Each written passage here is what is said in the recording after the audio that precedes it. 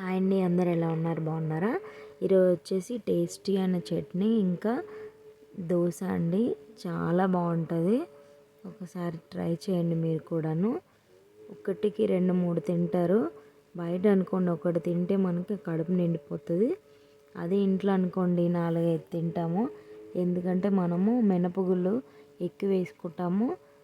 అక్కడ బయట అనుకోండి బియ్యం ఎక్కువ, మినపగుళ్ళు తక్కువ వేస్తారు కాబట్టి చాలా గట్టిగా ఒకటి తింటే కడుపు నిండిపోద్ది. అలా ఉంటాయి దోశ అనేది. మన ఇంట్లో అనుకోండి స్మూత్గా ఉంటాయి, నోట్లో పెట్టగానే కరిగిపోతాయి. తొందరగా ఎక్కువ తినేస్తాం మనం. అలాంటి దోశలు కావాలి అనుకుంటే చూడండి, ఈ వీడియో అయితే చూడండి, చాలా బాగుంటుంది. దోశలు ఒకటికి 2-3 తింటారండి. చిన్నపిల్లలు కూడా ఉత్తిగానే తినేస్తారు.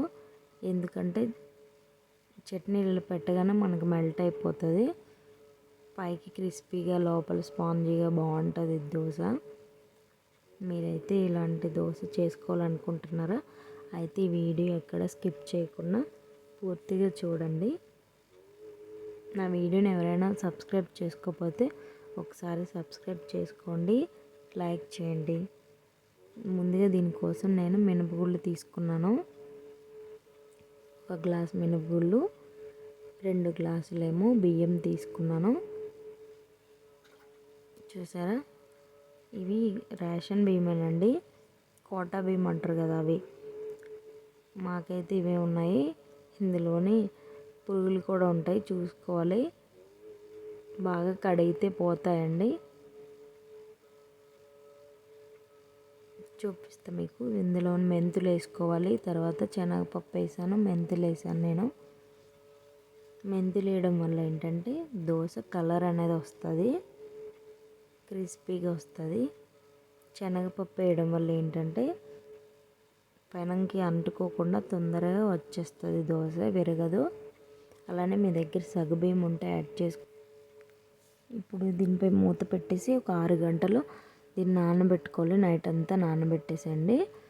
మార్నింగ్ చూస్తే ఇదిగోండి ఇలా నానిపోయి ఉంటాయి మొత్తం.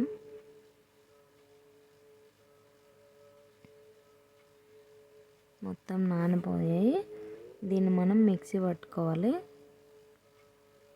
మెత్తగా ఫైన్ పేస్ట్ చేసేయండి. ఎక్కడ బరకలు లేకుండా, గరుగ్గా లేకుండా, బరక లేకుండా.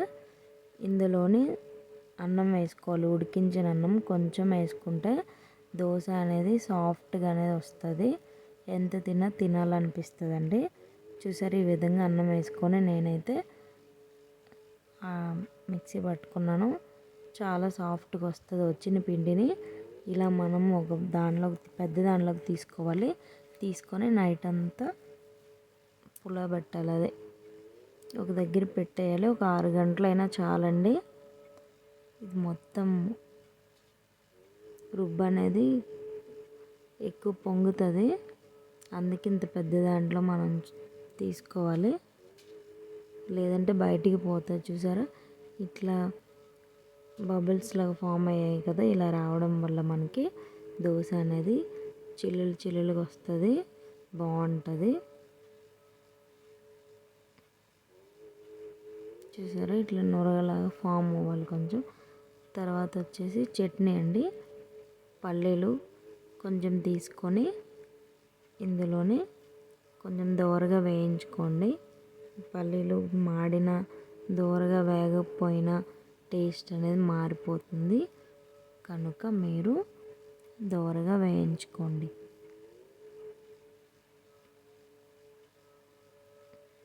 చూసారా, వేగిపోయాయి. సో ఇందులోనే కొంచెం ఆయిల్ వేసుకొని మనం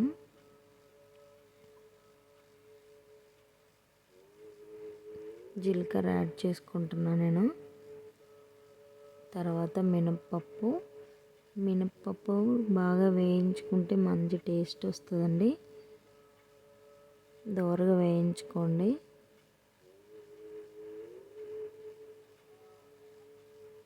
ఇందులోనే అల్లం, తర్వాత కరివేపాకు, తర్వాత పచ్చిమిర్చి, మీ కారం తగ్గట్టుగా పచ్చిమిర్చి యాడ్ చేసుకోండి. కొంచెం ఫ్రై అయిన తర్వాత కొత్తిమీర కడిగి పెట్టుకున్నాను నేను. కొత్తిమీర యాడ్ చేసేద్దాము. మిక్సీకి వేసేస్తాను కదా అని చెప్పి ఇట్లా కట్ చేయలేదు నేను. ఇదంతా మంచి ఫ్రై అయిపోవాలి.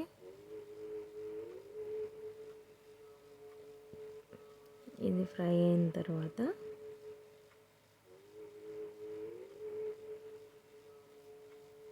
ఇందులోనే మనం టమాటాలు యాడ్ చేసేసుకుందామండి. ఒక 2-3 టమాటాలు మంచిగా పండినవి వేసుకోండి. కాయలైనా పర్వాలేదు, పండినవైనా పర్వాలేదు, బాగుంటుంది టేస్ట్ ఏవైనా కూడాను.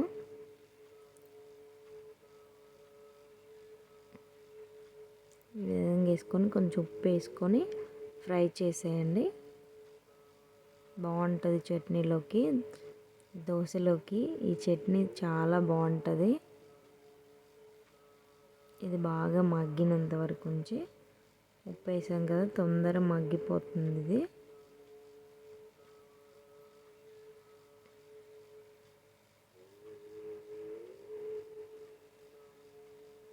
చూసారా మగ్గిపోయింది.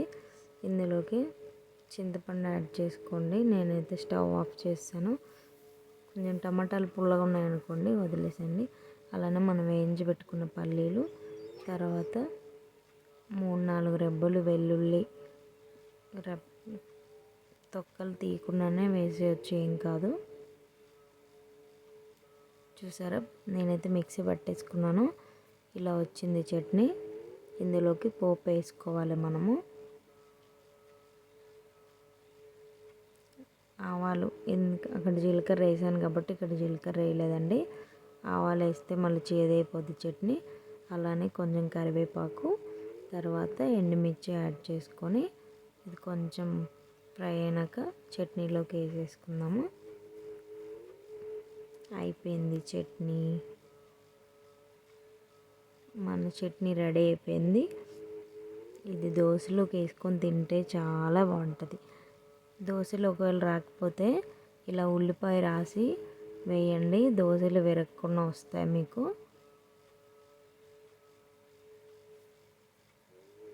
చూసారా ఇలా బబుల్స్లో ఫామ్ అయిపోతుంది. మనం రైస్ వేసి రుబ్బాం కాబట్టి చాలా బాగుంటుంది. ఇంకా శనగపప్పు వేయడం వల్ల, మెంతులు వేయడం వల్ల కలర్ వస్తుంది. శనగపప్పు వేయడం వల్ల తొందరగా పెనానికి అంటకుండా నీట్గా వచ్చేస్తుంది దోశ. మనం కష్టపడాల్సిన అవసరం లేదు. ఈ విధంగా ట్రై చేయండి, చాలా బాగుంటుంది. నా వీడియో నచ్చినట్లయితే లైక్ చేయండి, షేర్ చేయండి, సబ్స్క్రైబ్ చేసుకోండి. ఓకేనా? బాయ్. Thank you.